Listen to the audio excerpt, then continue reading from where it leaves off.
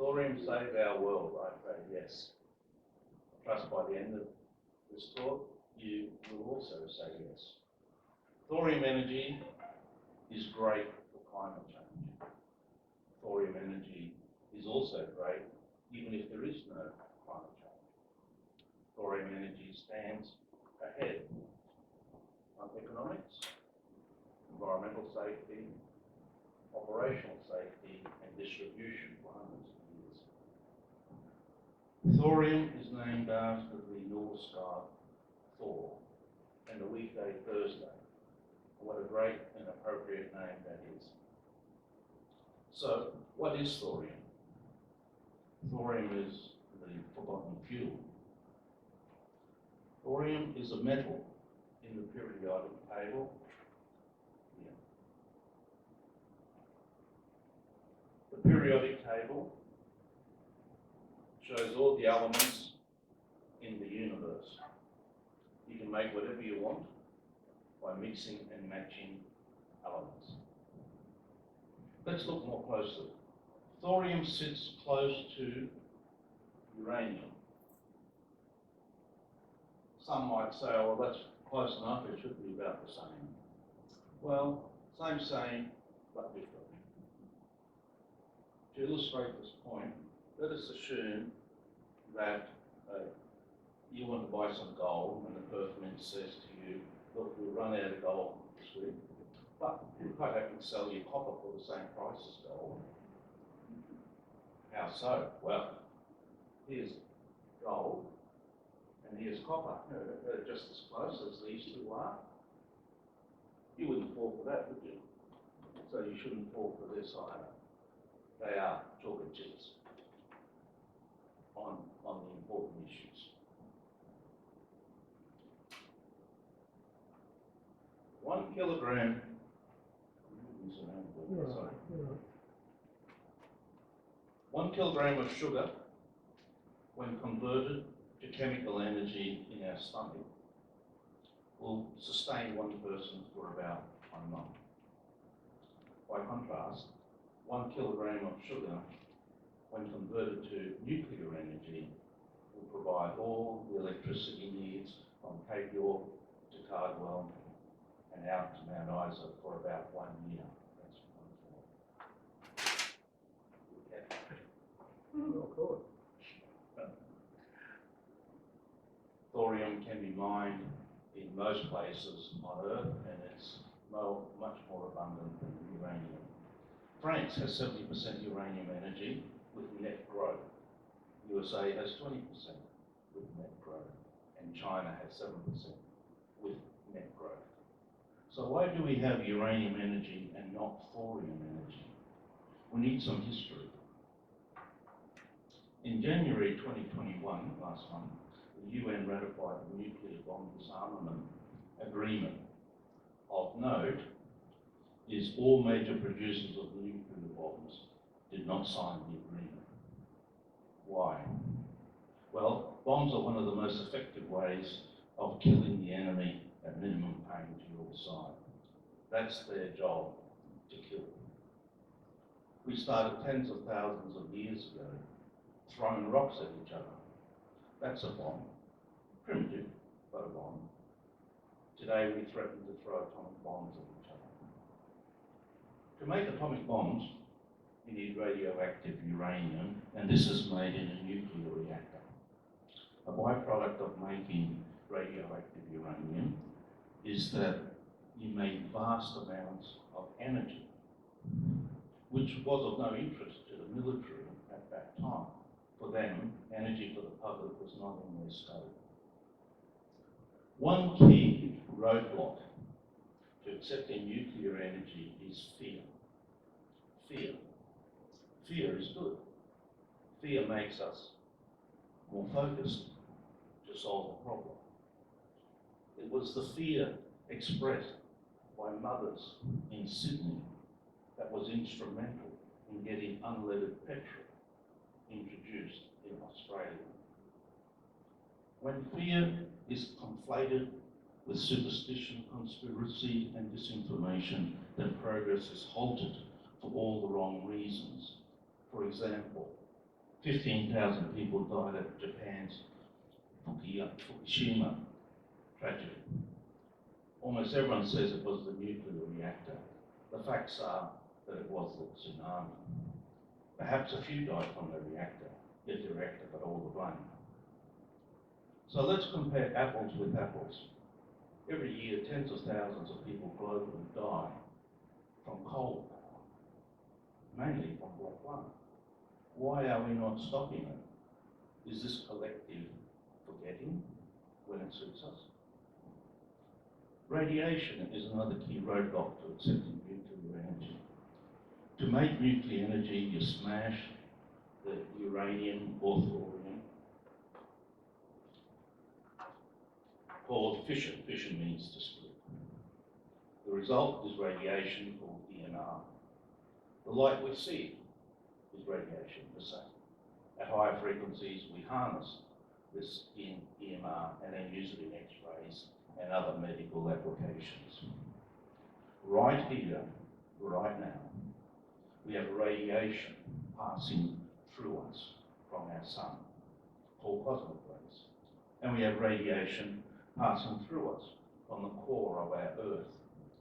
Earth's core radiation is from thorium and uranium exploding into each other, causing tectonic plates to move, volcanoes to erupt, and earthquakes that cause tsunamis. Together we call this background radiation. You cannot escape it. Radiation is responsible for mutations in life. Without our sun's radiation and our Earth's core radiation, our Earth would become a dead planet, like the planet Mars. Radiation is with us, whether we like it or not. Without radiation in us, we die.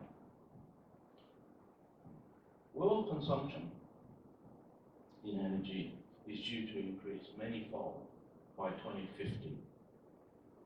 We are at a species extinction crossroad. Energy versus extinction. How to choose. The equation is straightforward. Energy for all of life plus energy for human-made machines leads to habitat loss, and habitat loss leads to species extinction. This happens whether there is climate change or no climate change. Climate change just speeds up the process of species extinction. About 70% of the world's energy is from fossil fuel. The popular alternatives are water, wind and solar. In isolated applications are tidal, geothermal, biodigesters. Hydrogen energy is also being trialled. Since the year 1750, a third of global warming has been caused by land use change. How many species became extinct, we do not know. We count human deaths, one species, in Australian fires. Did anybody count how many ant species became extinct? No. Or how many microbes we inhale with every breath? Millions. Then there is the noble act of revegetation. Remember, revegetation will not bring back extinct species. Well, everyone exalts how clean and green these alternatives are. If we make a whole of life calculation, then nothing is clean, nor green, not even thorium. It is all a matter of degrees and comparisons. It is trade-offs. How do we make electricity? Here is a fan. Electricity comes in, drives the motor, and the fan turns. Easy enough. If we reverse the process, we blow on the fan, turns the motor, and makes electricity. That's the wind part. We can do the same with water.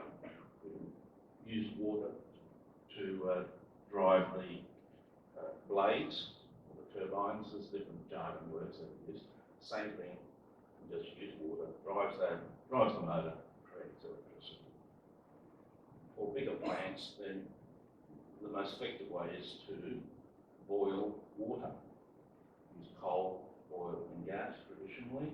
That boils the water into steam, and that steam hits the blades, turns it motor electricity.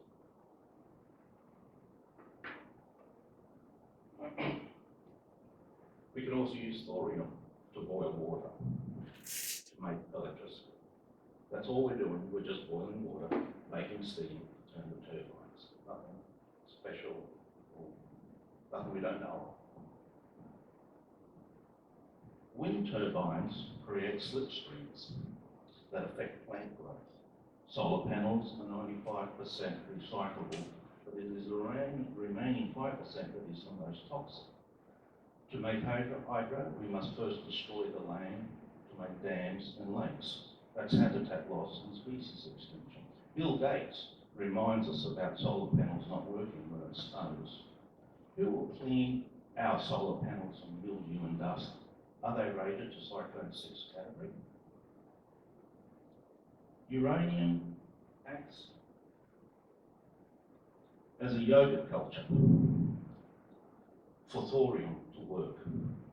Remove the culture and you do not get yogurt. Remove uranium and the reactor stops. You do not get any energy. China is expected to roll out the first industrial-sized thorium plant in 2025. How is thorium energy superior to uranium energy and the popular alternatives? Here are a few more examples. Thorium reactors operate in molten salt, so are already melted as part of their design, so it cannot melt down. They're already melted down. Uranium spent fuel takes 200,000 years to decay to below background radiation levels. The thorium spent fuel is much less in quantity and takes only 300 years to decay. We have the technology for making things last for over 2,000 years. This is debatable. Furthermore, thorium reactors could use the uranium stockpiles for its own fuel. Like a yogurt culture, thorium energy requires uranium to keep going. Over time, the uranium at Chernobyl could be used by thorium energy plants. Moreover, radiation from atomic bombs decays within days back to below background radiation levels. Today, people live within the atomic bomb zone of Hiroshima, and tourists visit too. Not so for chemical bombs in Vietnam. Thorium energy plants are scalable from a 40-foot container serving a small town to a larger factory serving a mega city, and they connect to the existing electricity grid. Thorium sits in the pantheon of visionary projects. Visionary projects that require the government will to build, particularly in recession nation-building times. USA built the Hoover Dam. Australia built the Sydney Harbour Bridge. Without nation-building projects, we'd have thousands of people delivering water in trucks to you, and many more collecting your night waste. Is this the alternative we want? If thorium is to break the stated roadblocks, it is people like you in the audience who vote that need to advocate and lobby for thorium energy. To do so, I ask you to contact the Australian government requesting they build a prototype thorium energy plant. Please see me and email me, or email me if you want to know more, or to join an advocacy group. I can send you a flyer with more info. I choose thorium. What do you choose? Thank you, Michael. Now, anyone got any questions for Michael? Yes. Right. I've heard that this has been around for quite a while, Yes. but nothing's happened. That's correct. So, why? Yes, that's a good question too. Firstly, This was started in the 1950s. The military wanted better nuclear uranium reactors, and Oak Ridge, being scientists, they don't do something completely different. They built a thorium reactor. The military checked that, said, well, that's great. It's making a more efficient uranium. So, well, no, that's the problem. It doesn't make any uranium. But it's great for energy for the world, or at least the USA. Well, that didn't impress the military, and they stopped the funding and mothballed the project. So that was it, a 50-year hiatus. In 2009, a NASA scientist heard some of the oldies, about ready to retire, talking about reminiscing. We should have had thorium by now. So he's taken it up as it was, and that's where we're up now. He convinced the American government to reopen this project. There's been interest from Europe and India and China. They've built prototypes. China has already committed to building one and ready by 2025. So it's not that nothing has happened. That things are only just starting to happen now. What else? So that's it. There's been a delay of 50 plus years, but it's picking up.